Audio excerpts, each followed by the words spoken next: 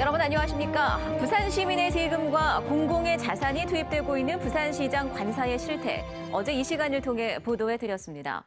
이에 대해 부산시는 관사가 공적인 공간이기 때문에 아무런 문제가 없다는 입장인데요. 관사가 오 시장의 외교 업무 공간으로 활용되고 있다는 겁니다. 자, 과연 그럴까요? 임선은 기자의 보도 보시겠습니다. 특권을 내려놓겠다고 했다 취임 뒤 말을 바꿔 관사에 입주한 오거돈 부산시장은 구태를 답습하고 있다는 거센 비판을 받고 있습니다. 관사 주변에 조성돼 있는 5천여 평의 공원은 어디까지나 시민들을 위한 공간이지만 주말엔 아예 입장을 차단하고 있어 관사를 사유화하고 있다는 지적도 나옵니다.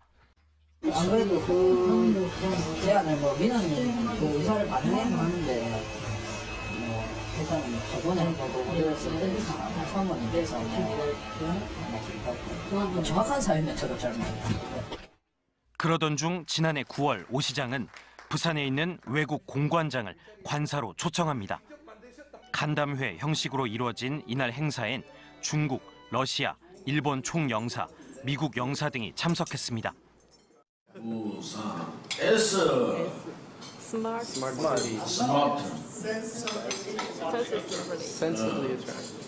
SBU sensitively. 부산시는 관사가 앞으로 외교 업무의 공간으로 활용된다며 대대적인 언론 홍보도 벌였습니다. 강했던 비판 여론 아래에서 관사의 공적 성격을 강조한 겁니다. 이 같은 내용에 대한 글을 오 시장이 부산시 홈페이지에 직접 올리기도 했습니다. 이게 눈속임에 그치고 있다는 사실이 부산 MBC 취재 결과 확인됐습니다.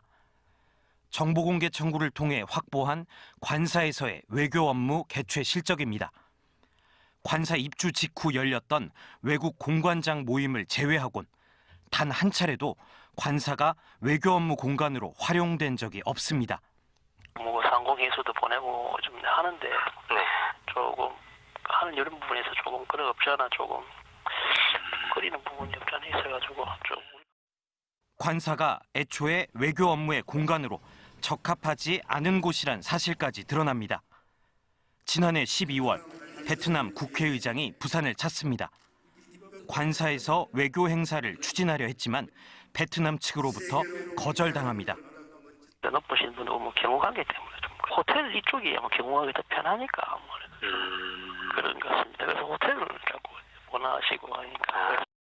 올해 2월 부산을 방문한 포르투갈 국회의장단 역시 관사에서의 일정은 없었습니다.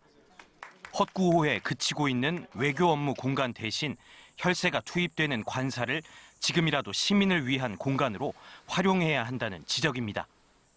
MBC 뉴스 임선응입니다.